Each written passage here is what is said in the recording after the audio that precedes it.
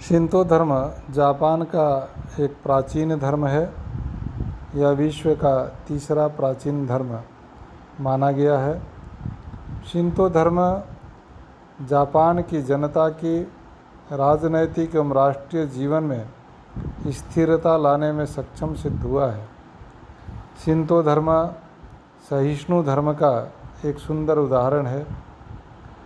यह जापान में प्रचलित बौद्ध धर्म, कन्फ्यूशियस धर्म एवं ताओ धर्म के साथ इसका अत्यंत ही प्रगाढ़ सामंजस्य है।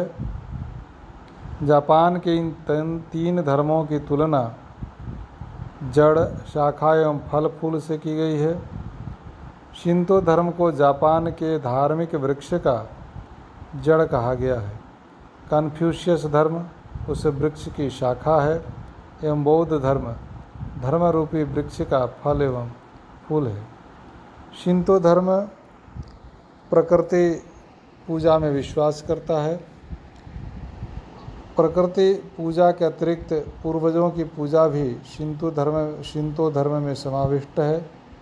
यह धर्म हमारे हिंदू धर्म से मिलता जुलता है।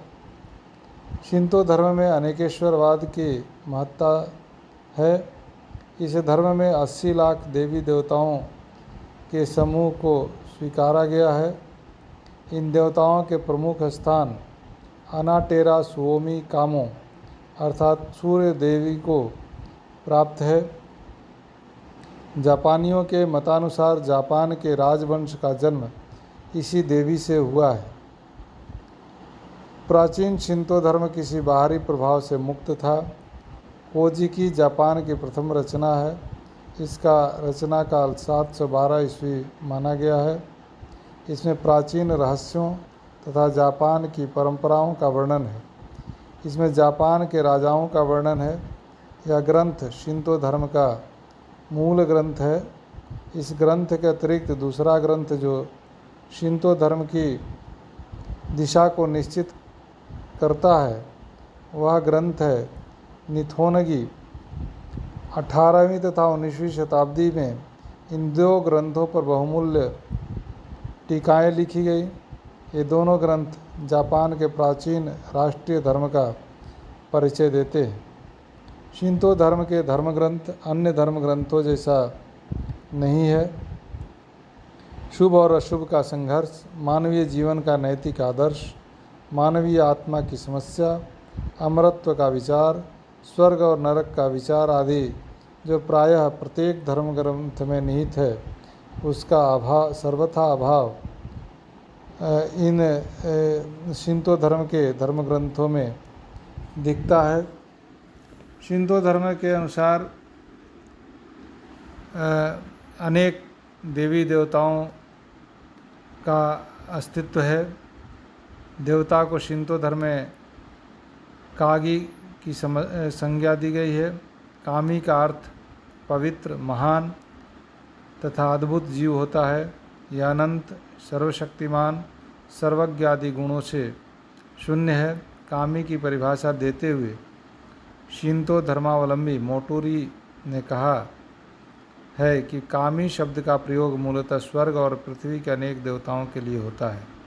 इसका प्रयोग उन आत्माओं के लिए भी होता है जो कब्रगाह में निवास करते हैं।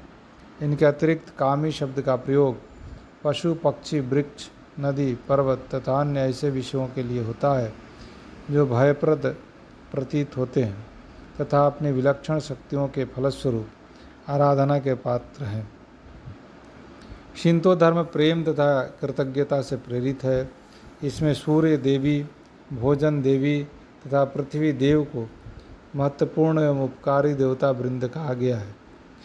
इनके उपासक आनंद मिश्रित भावनाओं से युक्त आते हैं और इनकी पूजा करते हैं।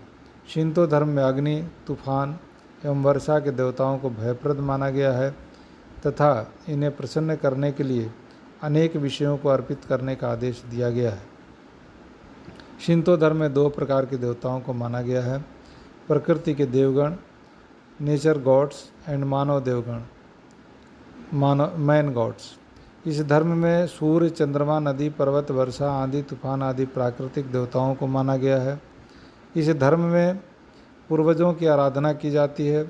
सम्राट एवं राजाओं को ईश्वर तुल्य माना गया है क्योंकि वे सूर्य देवी के वंशज हैं। शिंतो धर्म के देवताओं का कोई स्पष्ट व्यक्तित्व नहीं है। प्राचीन जापानियों ने इनके स्वरूप का वर्णन स्पष्ट ढंग से नहीं किया है। अनेक देवताओं की विशेषताओं से शून्य माना गया है। शिंतो धर्म का देवगण आध्यात्मिक जीव नहीं है। उनके व्यवहार मानव तुल्य दिखते हैं। वे मानवीय सीमाओं से स्वतंत्र नहीं है। उन्हें धूर्त तथा छली माना गया है। कुछ देवताओं में मीतमा अर्थात आत्मा का निवास माना जाता है, जो मंदिर में अप्रत्यक्ष रूप से निवास करते हैं। मीतमा स्वर्ग और पृथ्वी के बीच संपर्क स्थापित करने में कड़ी का काम करता है। मीतमा का प्रकाशन मंदिर में ईश्वरीय शरीर के रूप में होता है। शिंतो धर्म की पूजा पद्धति अत्यंत ही सरल है। नमन, नैवेद्य और प्रार्थना पूजा पद्धति के विशेष अंग हैं। इन तीनों में नैवेद्य का स्थान महत्वपूर्ण है। नैवेद्य में मुख्यतः भोजन तथा पेय पदार्थ सम्मिलित है। इसके साथ वस्त्र अर्पित करने की प्रथा भी प्रचलित है। कुछ शिंतो धर्म के अनुयायी वस्त्र के स्थान पर कागज़ के टुकड़ों को कपड़े का प्रतीक समझकर अर्पित करते हैं। पूजा एक प्रकार शिष्टता मात्र है, इसलिए पूजा के पहले पवित्रता पर जोर दिया गया है। पवित्रता के लिए 3 तरीके बताए गए हैं: मंत्रोच्चारण, अभिषेक और ध्यान। पवित्रता शिंतो धर्म का आभूषण है। आंतरिक पवित्रता ही ईश्वर तक पहुँचने के लिए अत्यावश्यक है।